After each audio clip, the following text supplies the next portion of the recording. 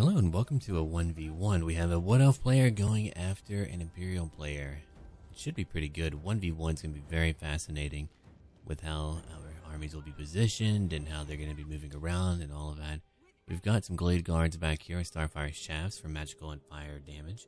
Over here we have our War Dancers who are, well, effective in melee, and they have that one active ability that allows them to deflect some missiles. And over here we have, well, Eternal Guardsmen, who are relatively cheap. And over there we have Wild Riders, and over here we're going to have our flying leader heading right towards them, which is going to be a Glade Lord. It could be a very dangerous idea. I'm not sure how that's going to go out for them. We've got a great cannon. We're looking at some swordsmen, the Tattersouls, who are flagellants. We've got a Arch Lector, who's not a great melee combatant. He's okay.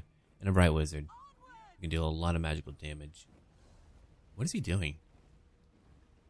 Well, when I look at it, he's allowed to do what he's doing right now because they don't have any real range capabilities.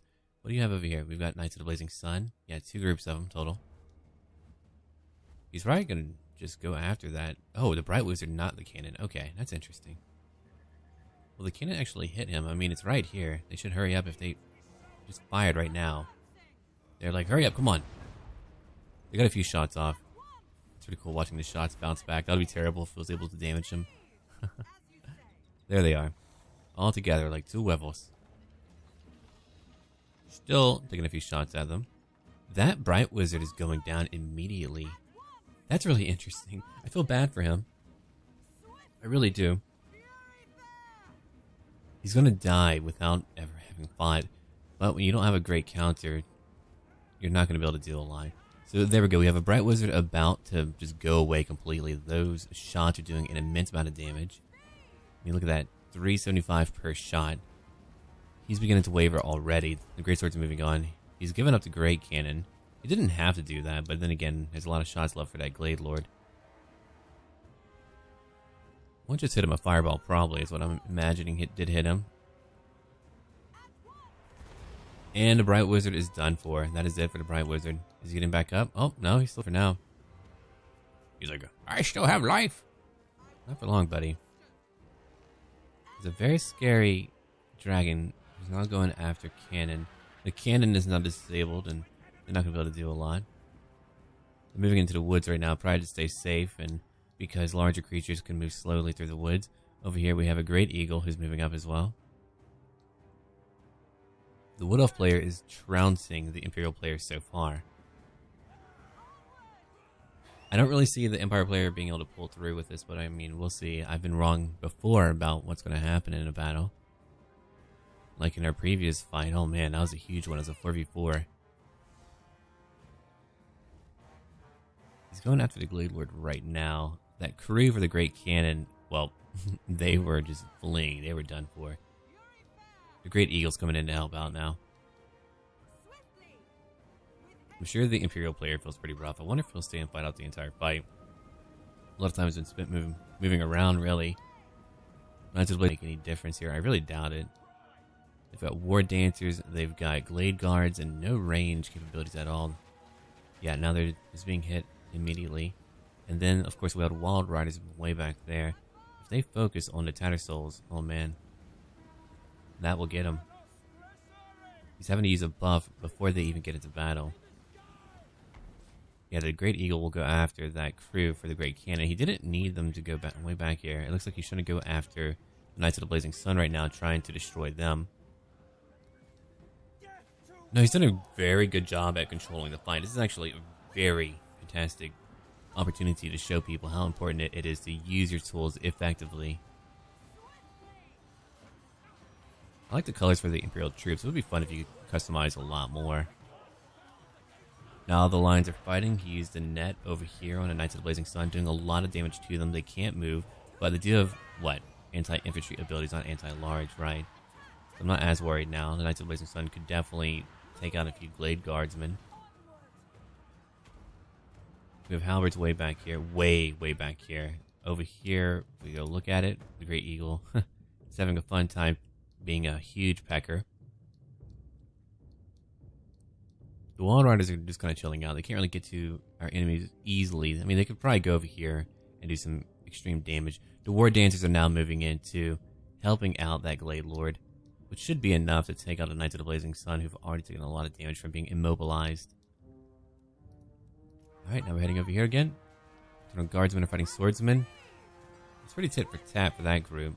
Grand Hammer of Sigmar was used again for more melee attack. That should allow him to do some more damage. Arch-Elector is holding up.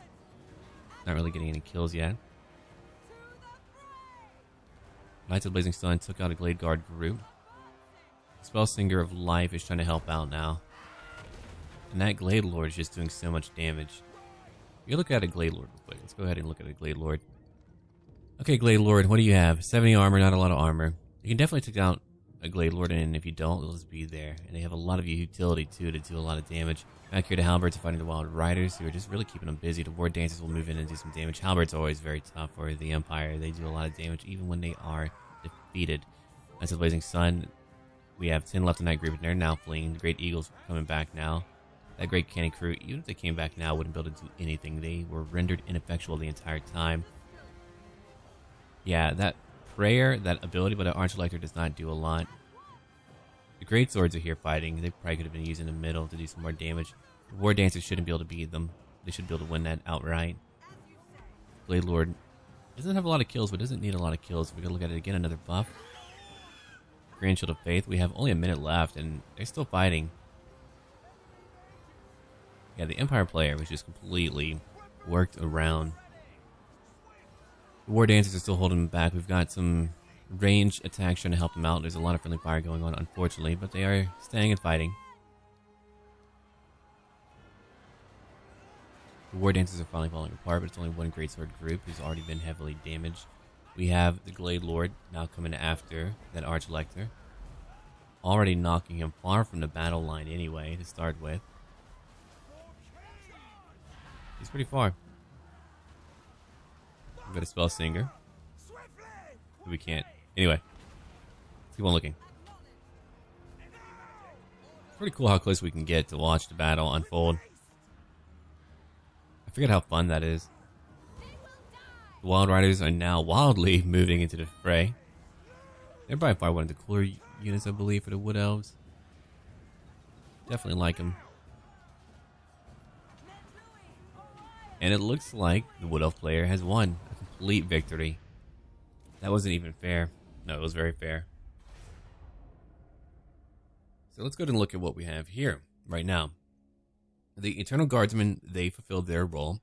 They were just kind of there to hold the line. That's it. The War Dancers were there to supplement that and to provide a little of that ranged, defensive capability that they have with their deflection of missiles. We have a Great Eagle who is meant to help out the Glade Lord by taking out any type of ranged unit like the Great Cannon. The Glade Lord immediately took out a Bright Wizard, which took out a lot of spellcasting and buffs that could have been used by the Imperial Army. That wasn't really a great combination of Lord and Hero. If we go look at it right now, Swordsmen are just kind of there to be fodder. They shouldn't have really been upgraded. He probably used the remainder of his money for that. When you're fighting the Wood Elves, you should always anticipate the enemy bringing in large creatures. They usually do in some capacity, and they did. Knights of the Blazing Sun were not able to work alone to take out a Glade Lord. That's how powerful a Glade Lord is. So you definitely need something to take out that Glade Lord. Maybe a Flying Carl Franz would have been able to easily break him down. That would have been a better choice than even a Bright Wizard. Okay, when you look at it right now, if you're not able to properly defend a unit, such as a cannon, you probably don't want to bring that cannon. So that didn't really work out. So all in all, we have the Witch King of Angmar, who was able to just, without any ceremony at all, plummet down on the Imperial player and just completely take him down. The Greatswords were exposed to ranged attacks. They didn't have a lot of protections for that. If the Imperial player had a lot more utility, a lot more mobility, maybe he would have had a chance. Maybe a few Pistoliers could have gone after the Glade Lord and done some damage. Definitely some handgunners would have helped. Crossbows I like a lot because they can arc their shots a little bit more, and so going after a Glade Lord wouldn't have been that bad. Even a Luminarch would have been okay for that net. Actually, a net would have been crucial when I think about it. When you have a Light Wizard using a net, then you can keep them in place. And if you keep them in place, well, then you could shoot them. It's a great way to take out targets. So if you had maybe a Flying Carl Franz and you had a Light Wizard using a net on that Glade Lord, you could have demolished him. Even with a Great Cannon, that would have been a great call. And a Luminarch too, if you brought that in, which is very expensive and kind of hard to defend, that would have been an okay call too. I would have brought in anti-large knights instead. Largely because, I mean, knights who are knights by their default nature will probably do a lot of damage when they flank an enemy and go after a ranged enemy. So I'll probably bring in something with anti-large capabilities to go after any type of trees they bring in or whatever else. Fire, I can understand wanting to bring because they might have a few wooden units, but in this case they only had an elven army, and it was just really about having the right matchup, and there wasn't the right matchup here. Hold on, let me go look at it real quick. Yeah, the Tattersouls were not a good call. They're easily exposed. They're not really meant to fight the Wood Elves. They easily die to them, and they did. The Swordsmen, I mean, they're expensive, but I wouldn't have brought them in. They do not break, which is neat. At least I don't believe they still don't break. Anyway, yeah, they're like a religious unit from that campaign. Anyway, that's really the end of that battle. If you have any suggestions on how to make these even better for all of you to watch, let me know down below. If you would like to send me a replay, I have it linked down below on how to do that. So you can definitely do that. I can check out your battles. And go ahead and leave a like down below if you'd like to see another one tomorrow. As always, until then.